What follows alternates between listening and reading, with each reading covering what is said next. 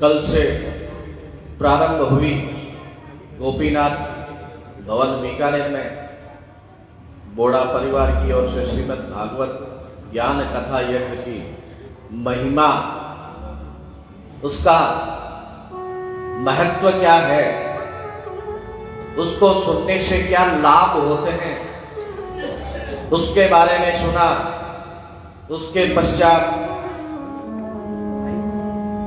राजा परीक्षित के श्राप की कहानी कथा सुनी आपने, और फिर उस ऋषि पुत्र द्वारा दिए गए दंड को सहर्ष स्वीकार करके अपना सब कुछ राजपाट परिवार सब छोड़कर गंगा के किनारे आ जाना राजा परीक्षित का।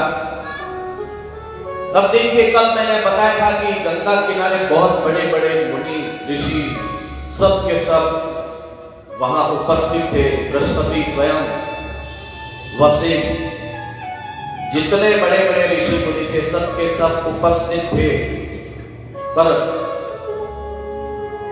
राजा परीक्षित के मोक्ष का कारण बताने की हिम्मत किसी में नहीं हुई। उसका गुरु बनने की हिम्मत एक भी ऋषि मुनि ने नहीं की। वहां पर साक्षात भगवान के अवतार सुखदेव जी महाराज आते हैं। थोड़ा धीरे करने आवाज। हमने सुखदेव जी महाराज का आने के पश्चात उनका आदर सत्कार किया। सभी राजा वहां पर उपस्थित थे, ऋषि मुनि। राजा परीक्षित ने उनको गद्दी पर, आसन पर बिठाया और कहा कि अब मैंने अपना सब कुछ आपको सौंप दिया है,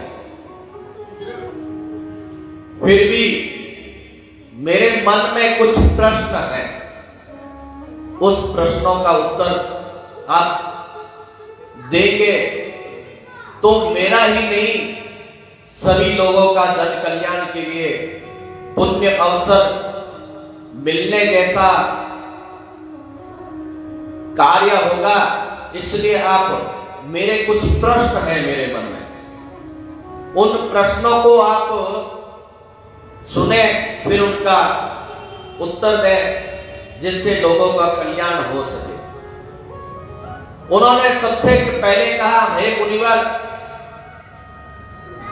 मनुष्य का उसके जीवन और मृत्यु काल में सबसे बड़ा कर्तव्य क्या है, उसे क्या करना चाहिए, क्या नहीं करना चाहिए, क्या बोलना चाहिए, क्या नहीं बोलना चाहिए, क्या सोचना चाहिए, क्या नहीं सोचना चाहिए। हेलो हेलो हेलो हेलो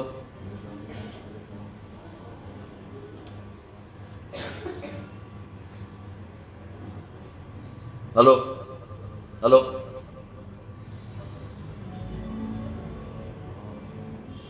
आप धीरे धीरे।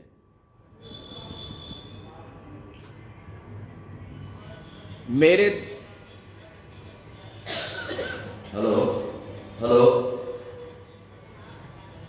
मैंने मुनिवर आपको जो ये प्रश्न आपके आगे रखे हैं, उन प्रश्नों का उत्तर विभाग करके अलग अलग करके देने की कृपा कीजिए।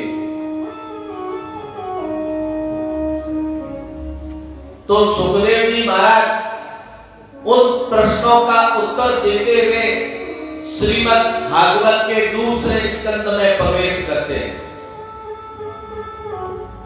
राजा परीक्षित के इतने सुंदर प्रश्नों से वो प्रसन्न हो जाते हैं। उन्होंने कहा कि हे परीक्षित, तुमने अपने कल्याण के लिए नहीं, सारे विश्व के कल्याण के लिए प्रश्न किया है। देखो राजा दिन प्रतिदिन कम होती जा रही है। कलयुग में क्या करते हैं कि लोग अपनी आयु का 1 वर्ष बीतने पर उत्सव मनाते हैं, बर्थडे मनाते हैं, जबकि नियम से तो आयु का 1 साल उसका कम हुआ है, बढ़ा नहीं है। हम लोग ये कहते हैं कि हम 12 वर्ष के हो गए, 13 वर्ष के हो गए, 14 वर्ष के हो गए। नहीं, जिस दिन आप पैदा हुए हैं तब से मृत्यु की डेट पता नहीं है, लेकिन वो एक एक दिन कम होता जा रहा है, वो घट रही है एक एक दिन। मनुष्य के शरीर का ठिकाना नहीं है, फिर भी प्राप्त हो गया है। सबको पता है कि उसके पास थोड़ा समय है, इसलिए उसको अपने समय का सदुपयोग कर लेना चाहिए। इस संसार में जितने भी महापुरुष हुए हैं, उनका हृदय की शुद्धि पर में मुख्य ध्यान रहा है। उन्होंने कभी लालसा नहीं की, उनके मन में लोभ नहीं था, मोह नहीं था। महापुरुषों की जिंदगी में आप उनका जीवन इतिहास सुनेंगे तो आप पाएंगे उनके मन में लालच नहीं था, उनके मन में एक ही था कि उनका मोक्ष कैसे हो और हृदय की शुद्धि कैसे हो। जो मन में आए वह बोल देना, कर देना, इंद्रियों में जिस भोग की रुचि हो उसको भोग लेना, ऐसा पशु भी नहीं करते। भागवत ये कहता है कि जिसके जीवन में संयम नहीं है वह मनुष्य कहलाने का अधिकारी थोड़ी है। हे परीक्षित, मनुष्य चाहे तो थोड़े समय में अपना कल्याण कर सकता है, उसके लिए वर्षों की जरूरत नहीं है। जो बड़े बड़े निर्गुण निष्ठ महात्मा होते हैं, उनके लिए कोई विधि नियम कुछ नहीं होता। वे खाली भगवान के गुणों का अनुवाद उससे ही प्रेम करते हैं। और मनुष्य के जीवन में पूर्णता की भावना होनी चाहिए कि मेरे पास बहुत कुछ है, परिच्छिन्नता की नहीं, क्योंकि परिच्छिन्नता ब्रह्म है।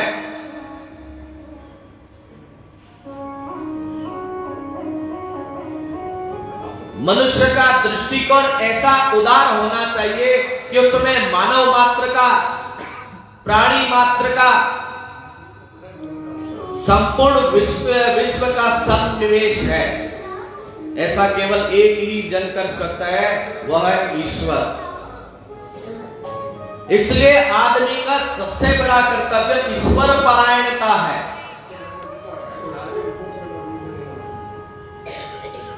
तस्मात् सर्वात्मना राजन हरि सर्वत्र सर्वदा श्रोतव्यः कीर्तितव्यश्च स्मर्तव्यो भगवान नाम।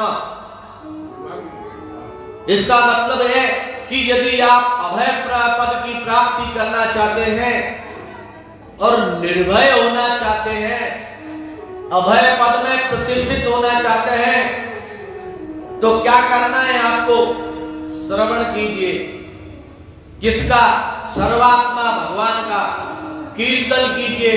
किसका? भगवान का। हमेशा स्मरण कीजिए भगवान का।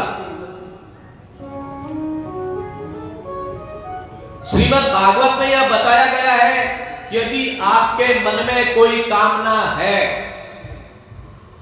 और आप उसकी पूर्ति के लिए अलग अलग देवताओं का ध्यान कर रहे हैं तो ठीक है, करिए, कोई दिक्कत नहीं है। अकामा सर्व कामो वा मोक्ष कामो उदारधी तीव्रेण भक्ति योगेन यजेत पुरुषम परम। आपके हृदय में खाली भगवान के प्रति भक्ति होनी चाहिए। आप अकाम है कि सकाम है, इससे भगवान को कोई मतलब नहीं है। भगवान जब आपके हृदय में आएंगे तब ऐसे ही पूर्णता का प्रकाश स्वतः ही आपके भीतर हो जाएगा। इस संसार में हम जिन वस्तुओं को सबसे ज्यादा महत्वपूर्ण समझते हैं, वास्तव में ये महत्वपूर्ण है नहीं, हमने खुद ने उनको महत्वपूर्ण बना दिया है। महत्वपूर्ण तो एकमात्र है, वो है ईश्वर भगवान। मात्र उसका ध्यान करिए, स्वतः ही आपका मन शुद्ध हो जाएगा। आदमी पृथ्वी लोक से भले ब्रह्मलोक में चला जाए, वहां जाने पर धरती दिखाई पड़ती है, धरती के लोग नीचे दिखाई पड़ते हैं। यह दिखाई पड़ता है कि संसारी लोग जो है वो धन के कारण दुखी है, जबकि दुख नाम की चीज सृष्टि में है ही नहीं। आदमी ने स्वयं उसको पैदा किया है।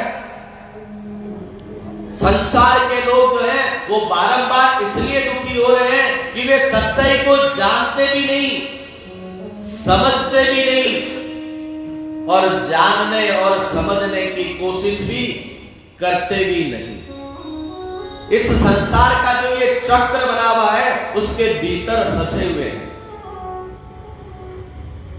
कवि ने कितनी सुंदर बात लिखी है, भूषण से सब अंग सजाए और रसना पे हरि नाम न लाए, यह देह पड़ी रह जाए यहीं, फिर कुंडल व नगीना क्या। अलग अलग तरह की डिजाइन है। पड़ोसन के यहाँ गोले ने सोने का ये अंगूठी देखी थी तो जरूर एक बात तो बनानी है, इससे बढ़िया अंगूठी बनानी है। और तरह तरह की रचना मतलब जीव को बोलते हैं, तरह तरह के स्वाद लेते रहते हैं, लेकिन हरि नाम के स्वाद से हम दूर होते जा रहे हैं। तो कवि कहता है कि कोई तन दुखी, कोई मन दुखी, कोई धनबिन रहे उदास, और थोड़े थोड़े सब दुखी और सुखी राम का दास। कोई तन से बीमार है, शरीर से दुखी है, किसी का शरीर मोटा हो गया है तो वो दुखी है, ठीक है, खा रहा है, पी रहा है, कोई बीमारी नहीं है, मोटा है, बैठने की दिक्कत, चलने की दिक्कत, तो वो दुखी। किसी का मन दुखी है कि पड़ोसी के यहाँ कल टीवी देखा था आते हुए, पड़ोसी के यहाँ गाड़ी आ रही है तो मन दुखी। और कोई धन बिना रहे उदास, किसी के पास बेचारे के पास धन है नहीं तो वो उदास, थोड़े थोड़े सब दुखी, और सुखी अकेला कौन, जो राम का दास है। सुखदेव जी कहते हैं कि दिन भर में सैकड़ों हजारों बार भय शोक से ग्रस्त होना मनुष्य विद्या बुद्धि की पहचान नहीं है, यह उसकी मूर्खता की पहचान है। क्योंकि शोक भय तो इस संसार में आते जाते हैं, इनसे अपने चित्त को कभी भी दुखी नहीं करना चाहिए। मिल जाए तो ये सोचिए कि मेरे भाग्य में था, नहीं मिले नहीं था, नहीं था जिस दिन सोच लेंगे उस दिन मन स्वतः ही दुखी होना बंद हो जाएगा। हो सकता है भगवान ने हमें इतना ही दिया है, तो जब भगवान ने दिए ही इतना है तो फिर हमें चिंता करने की आवश्यकता ही नहीं है। श्रीमद् भागवत की यही प्रणाली है। एक भक्त ने भगवान से यह वरदान मांगा कि प्रभु मुझे शक्ति दो जिससे मैं सबके हृदय में बैठ जाऊं। देखिए भगवान से भी क्या मांग रहा है कि मैं सबके हृदय में बैठ जाऊं। भगवान ने पूछा सबके हृदय में तो मैं बैठा हूं, तुम बैठकर क्या करोगे? भक्त ने कहा प्रभु आप तो बैठकर वहां से टुकुर टुकुर दुनिया को देख रहे हैं कि लोग दुखी रहते हैं। अरे भगवान ने कहा अरे भाई अपने हृदय में तो सब बैठे हुए हैं, वे स्वयं दुखी सुखी बनते रहते हैं, तो तुम वहां बैठकर क्या करोगे? भगवान को भक्त ने कहा भगवान मैं यह करूंगा कि आप तो देखते रहिए, आपके देखने में कोई बाधा ना पड़े,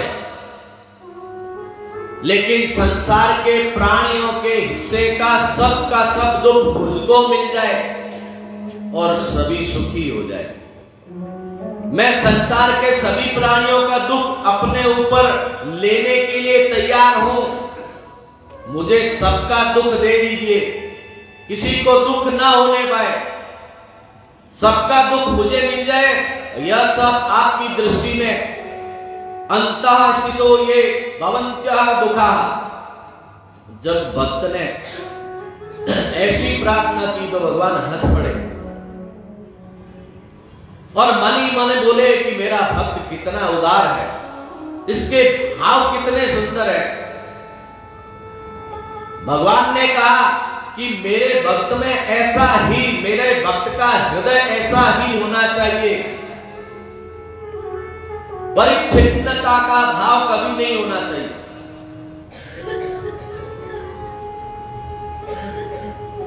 आगे सुखदेव जी परीक्षित को कहते हैं कि हे परीक्षित, अपना परम कल्याण चाहने वाले व्यक्ति को भगवान के संबंध में ही सुने। मन में हमेशा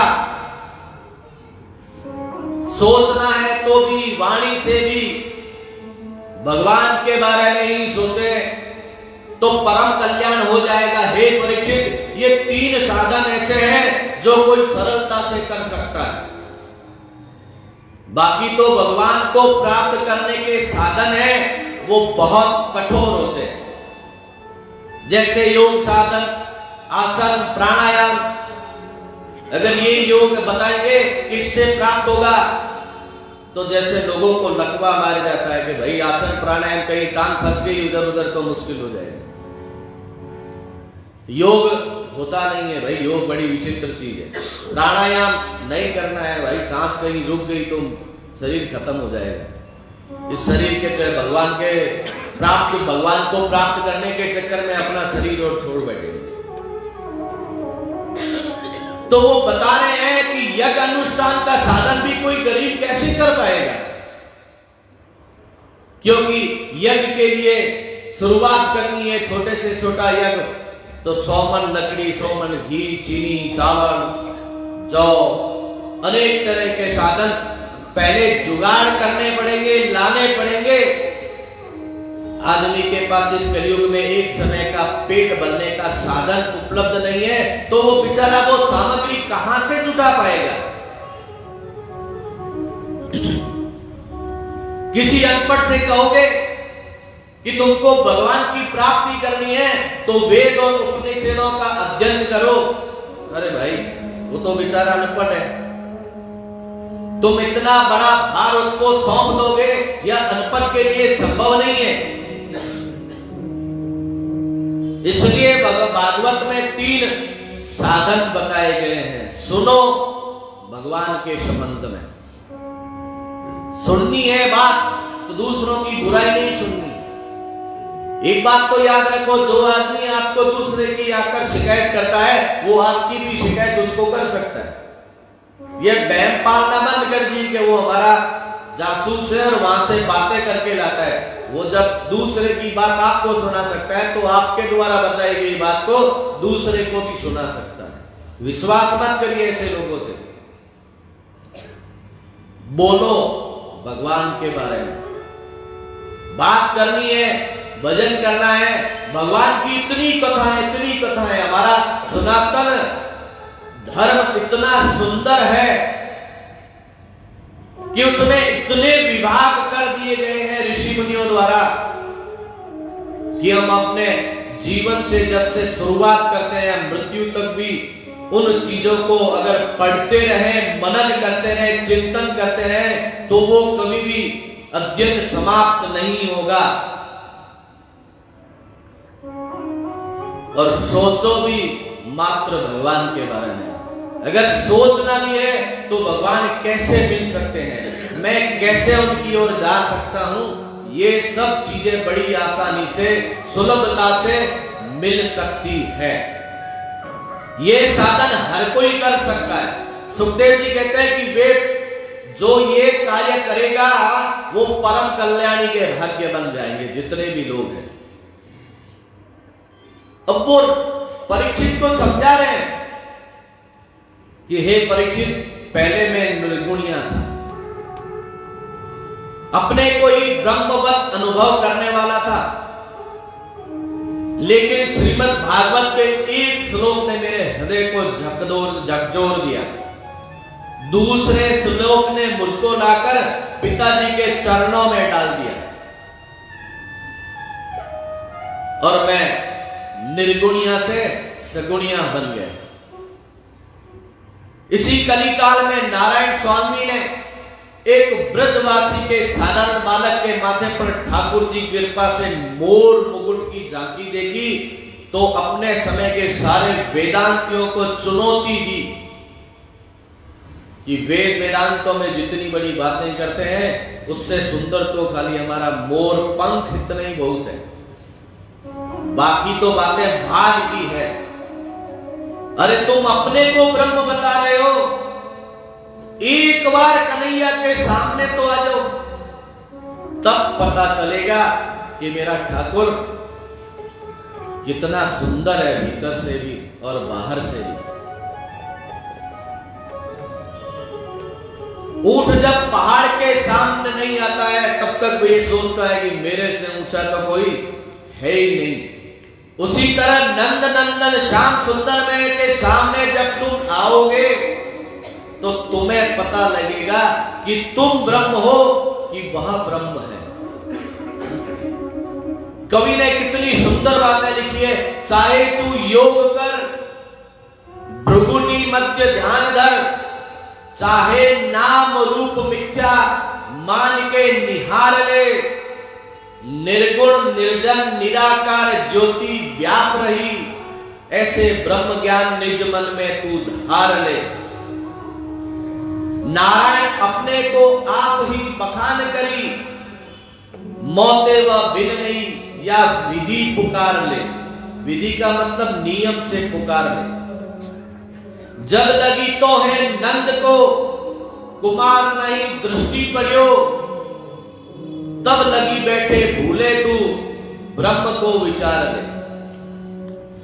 देखिए भागवत में सुखदेव जी स्वयं स्वीकार कर रहे हैं, परीक्षित मैं पहले अपने आप को ब्रह्म मानकर अपने स्वरूप में ही रमण किया करता था, लेकिन ठाकुर जी की दिव्य झांकी के दो श्लोक मेरे कान में क्या पड़े, मेरे पिताजी के द्वारा भेजे हुए उन दो श्लोकों के माध्यम से कन्हैया मेरे कान में प्रवेश कर मुझे ऐसा खींच लाया कि उनके चरणों को छोड़कर अब मेरा मन कहीं नहीं जाता है।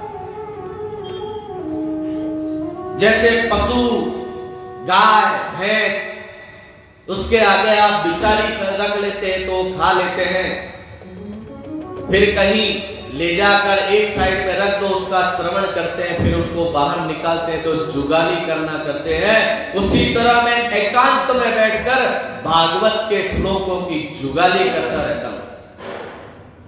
वो कहते हैं बता रहे क्यों करता हूं, भागवत के गुण ही ऐसे हैं। राजन मैं तुम्हें भागवत सुनाऊंगा। कैसी भागवत? खुद स्वयं बोल रहे हैं और खुद भी स्वयं उसका बता रहे, उसकी महिमा बता रहे कि कैसी भागवत।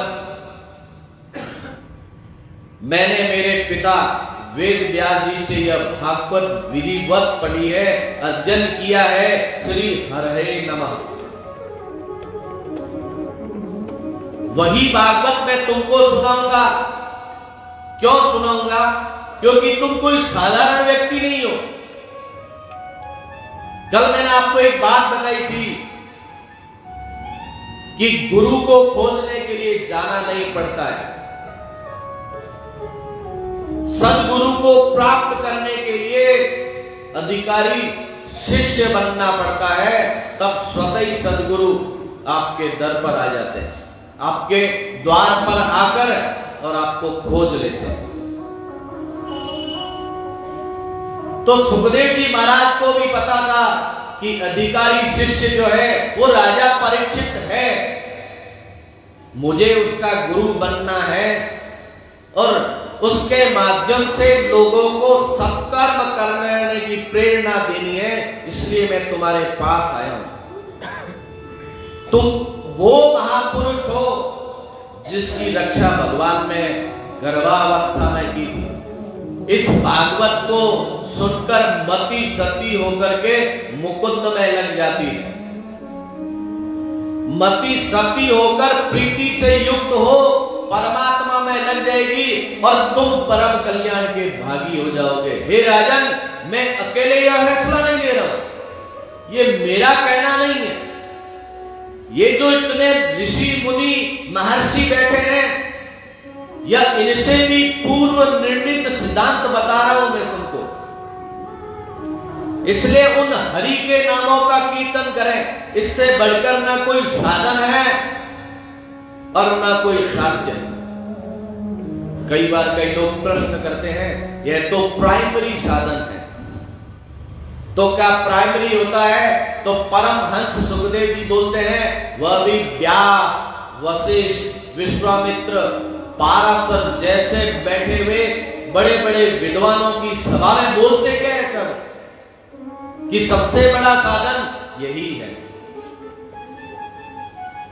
जो इन भगवान नाम में नहीं आया वह कभी भी भटकता, कहीं भी भटकता रहेगा। अब देखिए, एक के आगे एक शून्य लिख दीजिए, हो जाता है 10, और 10 के आगे शून्य लिख दीजिए, 100 हो जाता है। एक शून्य बढ़ाते रहिए, 10 गुना महत्व उसका बढ़ता जाता है। इस प्रकार हजारों शून्य लगा दीजिए, उसका महत्व बढ़ता जाएगा। लेकिन जैसे ही एक को हटाया और पीछे के एकदम हटाकर उसको पीछे लगा दीजिए, पूछे क्या बचा? बोले कुछ नहीं बचा, क्योंकि जो था राम नाम एक अंक है और सब साधन है शून्य। अंक गए कुछ हाथ नहीं, अंक रहे 10 गुण। रावण के जीवन में संपत्ति थी, पराक्रम भी था, 1 लाख पूत, 1.25 लाख नाती थे, सोने की लंका थी, सब कुछ था उसके पास, लेकिन राम नाम की इकाई नहीं थी। इसलिए मंदोदरी कहती थी, राम विभु कस हाल तुम्हारा, रहा न को कुल रोवन हारा। कबीरदास जी कहते हैं, 1 लाख पूत, 1.25 लाख नाती, तारावण कर दिया न बाती। दिया बाती ठाकुर जी की तो करते हैं। 1 लाख पूत और 1.25 लाख नाती, तारावण घर दिया न बाती। उसके घर में ना दिया था ना बाती थी।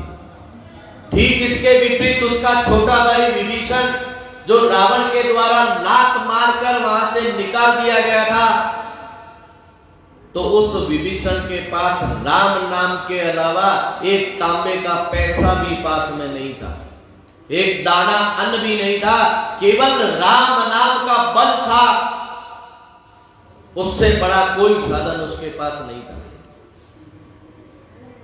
करे हो कल्प बरिराज तुम, मोय सुमरे हो मन माही, पुनि मम धाम पाए हो, जहां संत सब जाए। इसलिए भैया हमेशा जीवन में एक बात याद रखो कि भगवान का नाम, राम नाम की इकाई जो है, उसको हमेशा पकड़ कर रखो। सारे शून्य 10 गुना महत्व वाले हो जाएंगे। एक वो अकेला ही इतना है, उसको पकड़ कर रखो।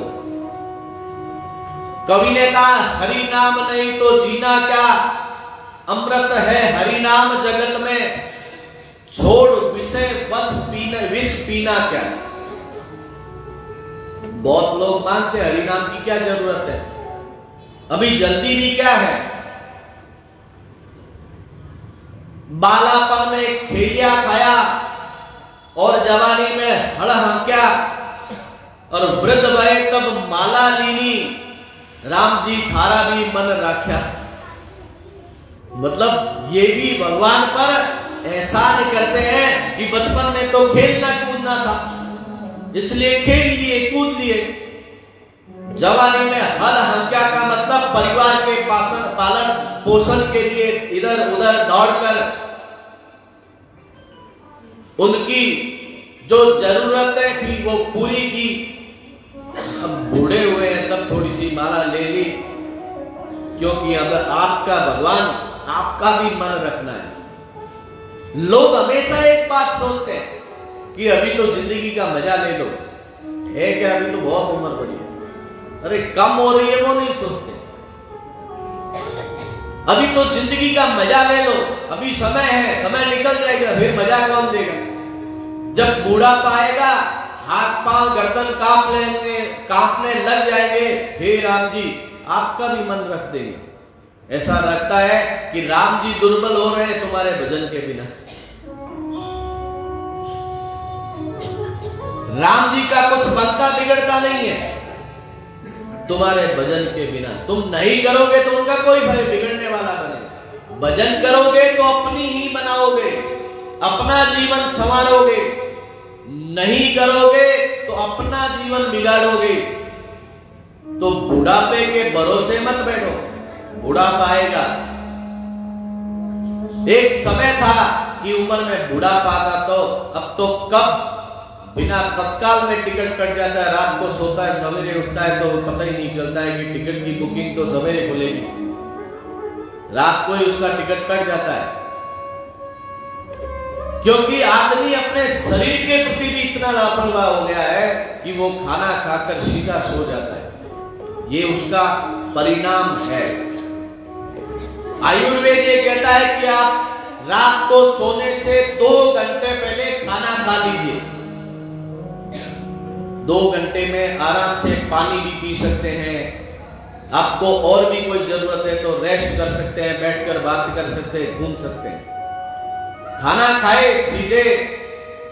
शरीर की संरचना ऐसी है कि वो खाना कहीं भी अंदर रात को अटक गया, पानी नहीं पी पाए सोते समय,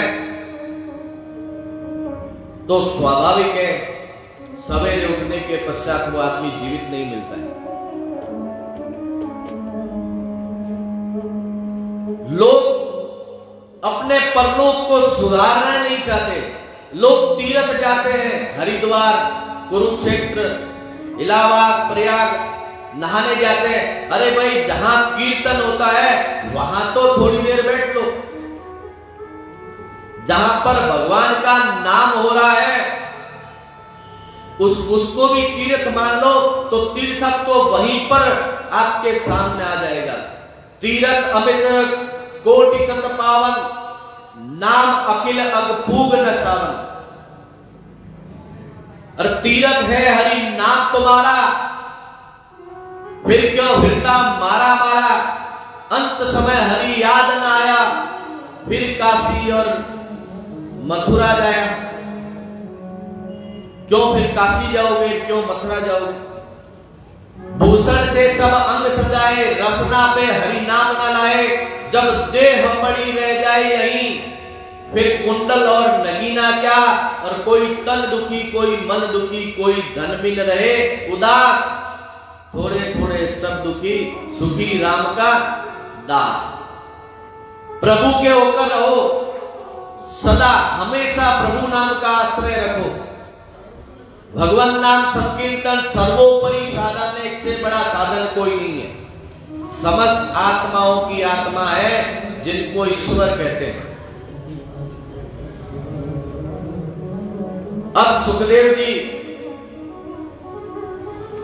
उनको बताते हैं उत्पत्ति के प्रसंग का निरूपण दूसरे स्कंद के 5, 6 और 7 इन 3 अध्यायों में किया गया है। पहले माया से जगत की उत्पत्ति, फिर जीव का समागम, उसके पश्चात भगवान के अवतार का वर्णन। दूसरे स्कंद के 8, 9, 10 इन 3 अध्यायों में परमात्मा का निरूपण है। उपपत्ति का दूसरा नाम मुक्ति है। उपपत्ति द्वारा परमात्मा का निरूपण है। भगवान की नाभि से ब्रह्मा की उत्पत्ति की कथा। उनकी नाभि में आकाश में एक कमल, एक पुष्प खिला और उस पर ब्रह्मा जी की उत्पत्ति हुई। लेकिन एक ब्रह्मा ही नहीं, कोटि कोटि ब्रह्मा। हम लोग ये जो कई बार कहते हैं कि हमारे यहाँ करोड़ों 33 करोड़ देवी देवता है। 33 करोड़ नहीं है, 33 कोटि को सबने अलग अलग नाम दे दिए। कोटि का अर्थ करोड़ों में होता है, करोड़ों नहीं। लेकिन कोटि कोटि ब्रह्मा, कोटि कोटि विष्णु और कोटि कोटि रुद्र परमात्मा के स्वरूप में प्रकट होते हैं। भागवत में आगे सुनेंगे हम लोग, अलग अलग समय में अलग अलग ब्रह्मा विष्णु महेश हुए हैं। जब अनंत नारायण की नाभि से कमल निकलता है और उस पर कमल पर ब्रह्मा जी उत्पन्न हुए। ब्रह्मा जी ने अब देखा, चारों तरफ देखता हूं, क्या देख रहा हूं मैं, इधर इधर उधर देखने का प्रयास किया। तो जब चारों तरफ देखा तो उनके 4 मुंह हो गए। उनके मन में विचार हुआ कि उनके सिवाय तो और कोई है ही नहीं, फिर वो कौन है जिससे मैं प्रकट हुआ हूं। उन्होंने ढूंढने का प्रयास किया, लेकिन उनको अपने कारण न बाहर मिला न भीतर। इसके बाद में ब्रह्मा जी जब अपनी उत्पत्ति का आधार जानने के लिए व्यग्र हो जाते हैं, तब उन्हें आकाशवाणी सुनाई देती है कि तप तप तप। वर्णों में जो 16वें और 21वें अक्षर त तथा प, वे दोनों बार बार उसको सुनाई दिए। ब्रह्मा जी को भगवान का दर्शन वहीं पर हो गया। उन पर भगवान प्रसन्न हो गए और बोले कि ब्रह्मा जी, तुमने ये बहुत तप किया, अब तुम्हारी जो इच्छा हो वह वर मुझसे मांगो। जब भगवान ने ब्रह्मा जी को दर्शन दिया, तब उन पर प्रसन्न होकर उनसे हाथ मिलाया, करे स्पर्शनम। ब्रह्मा जी ने भगवान को प्रणाम किया और बोले, हे महाराज, मुझे तो तत्व विज्ञान चाहिए। इस पर भगवान ने उनको चतुश्लोकी भागवत का उपदेश किया। 18,000 श्लोकों की जगह 4 श्लोक में पूरा भागवत सुना दिया। इस प्रकार चतुश्लोकी भागवत में भगवान ने ब्रह्मा जी को निमित्त बनाकर जितने भी जिज्ञासु थे उनको अपने अनंत विस्तार का, अपनी माया के खेल का, सृष्टि की उत्पत्ति का और जीव के अंतिम ज्ञातव्य का वर्णन किया है। उसके पश्चात सुखदेव जी महाराज राजा परीक्षित को बताते हैं कि इस भागवत महापुराण में 10 वस्तुओं द्वारा परमात्मा के स्वरूप का वर्णन किया गया है। वे 10 वस्तुएं क्या है? एक तो यह सृष्टि कैसे हुई, दूसरी इसमें विविध योनियां कैसे बनी, एक ही तत्व, एक ही पंचभूत है, उसमें भी मनुष्य अलग, पशु पक्षी कीड़े मकोड़े सब कैसे बने, विविधता उनमें कहां से आ जाती है। तीसरी, सृष्टि किस स्थान पर टिकी हुई है। चौथी, इसके सूखने पर इसको सींचने वाला कौन है। पांचवी, वासनाएं कैसी कैसी होती है। छठी, काल का विभाग कैसे होता है। सातवीं, भक्तों के चरित्र कैसे होते हैं। आठवीं, भगवान के पेट में मन का निरोध कैसे होता है। नवीं, मुक्ति क्या है। और 10वीं, कि सबके अधिष्ठाता परमात्मा का स्वरूप क्या है। इन 10 वस्तुओं के निरूपण द्वारा सारे श्रीमद् भागवत महापुराण एक ही तत्व, एक ही परमात्मा का वर्णन है।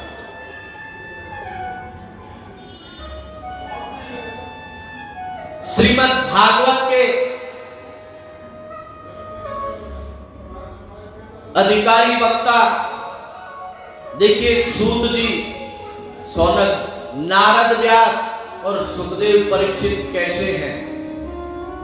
दूसरे स्कंद में इन सब बातों का वर्णन किया गया है और कहा गया है कि भगवत प्राप्ति के लिए श्रवण ही मुख्य साधन है और उसके इतने इतने अंग हैं। दूसरे स्कंद में इन सब बातों का वर्णन बताते हुए सुखदेव जी आगे बढ़ते हुए राजा परीक्षित को तीसरे स्कंद का वर्णन सुनाने के लिए प्रवेश कर रहे हैं और वे बताते हैं कि तीसरे स्कंद में 33 अध्याय है। इसमें विसर्ग के द्वारा परमात्मा का वर्णन है। विसर्ग का अर्थ है सृष्टि की विविधता।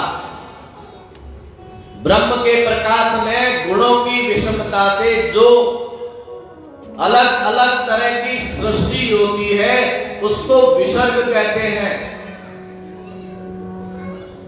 तीसरे स्कंद के पूर्वार्ध के 19 अध्यायों में आसुर विसर्ग का और उत्तरार्ध के 14 अध्यायों में देव विसर्ग का वर्णन है। आसुर विसर्ग में हिरण्याक्ष, हिरण्यकशिपु इनकी कथा है और देव विसर्ग में मनु शत्रुपा, कर्दम देवहूति और कपिल अदिति की वंश परंपरा का वर्णन है। सुखदेव जी महाराज राजा परीक्षित को उसका क्रम बताते हुए आगे बढ़ रहे हैं और वो कह रहे हैं कि बात एक उस समय की है जब कौरव और पांडवों की ओर से महाभारत युद्ध की तैयारी हो रही थी। विदुर जी धृतराष्ट्र के पास बुलाए गए। क्यों बुलाए गए? इसलिए बुलाए गए कि धृतराष्ट्र को चिंता के मारे नींद नहीं आ रही थी। उनको एक ही चिंता सता रही थी कि अब कौरव पांडवों में युद्ध होगा और वंश का नाश हो जाएगा। धृतराष्ट्र का भी नाम बड़ा सार्थक था। जिन्होंने दुनिया को बड़े जोर से पकड़ रखा था उनको परमात्मा तो सूझता नहीं था और दुनिया सूझती थी। वे परमात्मा के न सूझने के कारण अंधे थे और दुनिया को पकड़ रखने के कारण धृतराष्ट्र थे। उधर विदुर जी साक्षात ज्ञान की मूर्ति और धर्मराज के अवतार थे। आप सबने सुना, आगे भी कथाओं में सुना होगा कि जब भगवान श्री कृष्ण पांडवों के दूत बनकर हस्तिनापुर गए थे तब दुर्योधन ने उनके लिए अपने महल सजा दिए थे। उनको भेंट देने के लिए हीरे मोती जवाहरात तरह तरह के ढेर लगा दिए थे और उनसे प्रार्थना की कि आप हमारे यहाँ विश्राम कीजिए और भोजन पर पधारिए। परंतु भगवान ने कितना सटीक जवाब दिया कि दुर्योधन मुझे कोई प्रेम से खिलाता है तो मैं उसके घर अवश्य जाता हूं। यदि भूखा हो तो कहीं पर मांग कर भी खा लेता हूं। इसलिए तुम न तो मुझे प्रेम से खिलाना चाहते हो और न मैं भूखा हूं। इसलिए मैं तुम्हारे घर में तो न ठहरूंगा और न भोजन करूंगा। स्वप्रीति भोज्यान्यानि आपद भोज्यानि वा पुनः न चातुरम प्रिय से राजन न सेवा पद गतो अय्यम। भगवान आपके द्वारा चढ़ाई गई चीनी से भी खुश हो जाते हैं। मैं आपको एक बात बताता हूं कि जिस दिन भगवान एक भी चीज उठाकर खाना शुरू कर दे तो हम चीनी से अलावा चढ़ाएंगे ही नहीं, क्योंकि भगवान को प्रसाद तो हम जो हमें पसंद है वो चढ़ाते हैं, भगवान को पसंद है वो नहीं। जो हमें स्वाद लगता है वो चीज लाकर हम भगवान को समर्पित करते हैं कि भगवान ये प्रसाद खा लीजिए। जिस दिन भगवान ने एक पीस उठा दिया उस दिन हम चढ़ाएंगे नहीं कि यार डब्बी में से एक पेड़ा रख दिया बस चलो महाराज खा लो, ज्यादा रात में डब्बो पूरे खा जैसे मैं घरे ले जैसा किया तो मंदिर में फिर कोई नहीं चढ़ाएगा। एक भक्त था, बहुत भगवान का भक्त था, लेकिन वो भी ज्ञानी ज्यादा था, उसको अपने आप को ज्ञान बहुत था, पूजा करता था, वो बैठे बैठे कोई भी चीज बोल देता था कि ठीक है भगवान रख दीजिए, ये रोली चढ़ा दी, ये मौली चढ़ा दी, करता कुछ नहीं था, खाली बोलता था ये रोली चढ़ा दी, ये मौली चढ़ा दी, ये मैंने आज प्रसाद चढ़ा दिया। रोज क्या करता था कि 5 लड्डू का प्लेट ऐसे रखता था कि ये भगवान ये 5 लड्डू की प्लेट पड़ी उठाया चढ़ा दिया, था नहीं लड्डू लेकिन बस चढ़ा दिया। लेकिन भगवान भी खुश होते थे, कम से कम इसने मन से चढ़ाया तो सही। अब एक दिन हुआ क्या कि वो इधर उधर काम कर रहा था, चढ़ा रहा था, तो भूल गया, चढ़ा भी दिया था लेकिन भूल गया कि मैंने प्रसाद चढ़ाया या नहीं चढ़ाया।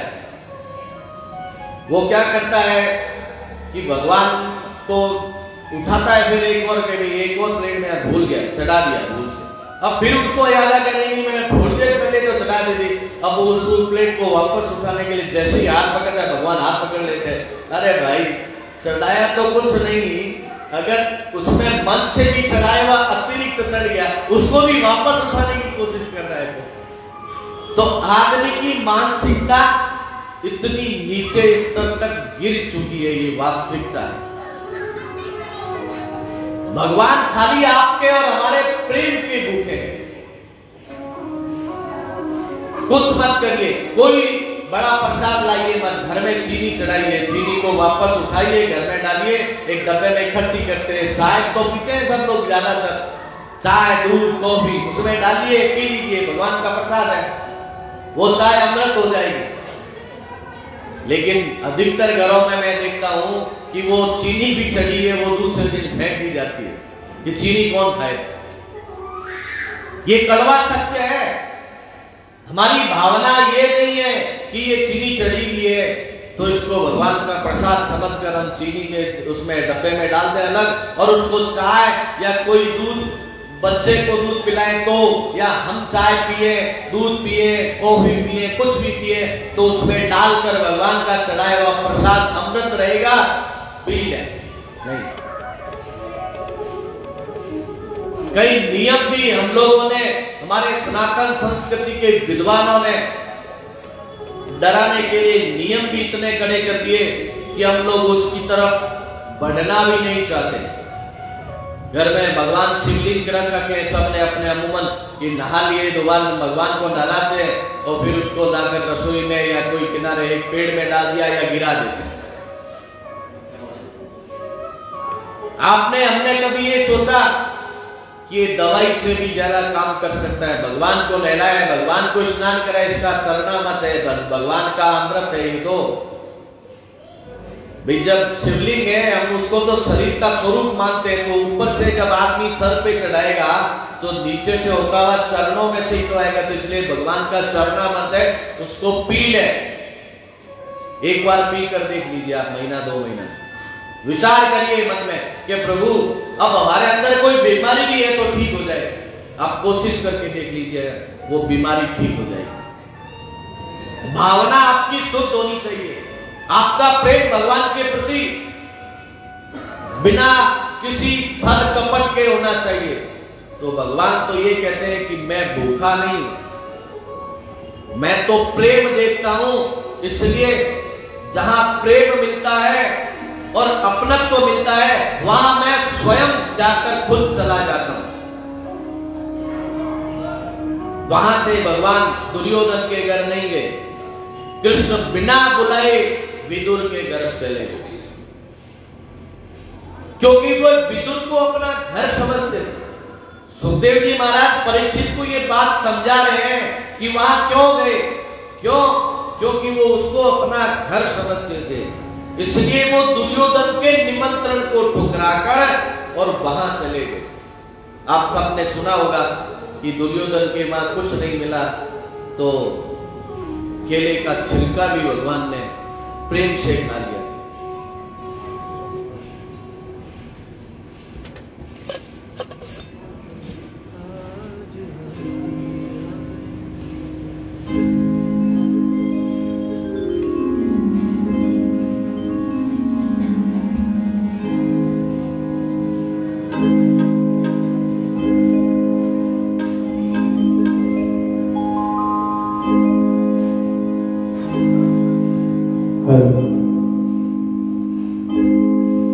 आज हरि आए विदुरी घर पावना, आज हरि आए विदुरी घर पावना, आज हरि आए विदुरी घर पावना, आज हरि आए।